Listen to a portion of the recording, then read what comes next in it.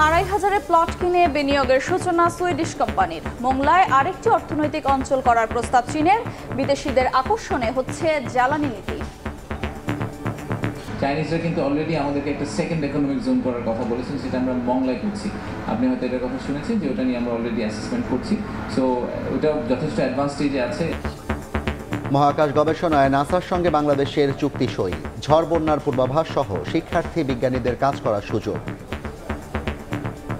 প্রথম স্টেপটা দিয়ে আমরা যেটা করলাম, আমরা এগ্রি করলাম যে আমরা নাসার সাথে এবং বাকি ৫৩টা দেশের সাথে একসাথে স্পেস এক্সপ্লোরেশনে কোলাবোরেট করব।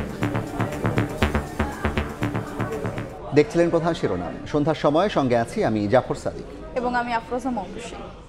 এবার অন্যান্য শীর্ষ সংবাদ।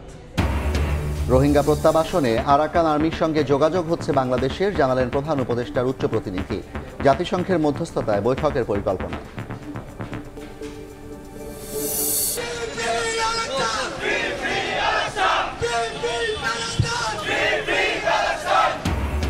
গাজায় বর্বরতার প্রতিবাদ ছাত্র দলের ইসরায়েলি আড়ি পাতা যন্ত্র কিনেছিল আওয়ামী লীগ, মন্তব্য সালাহউদ্দিনের।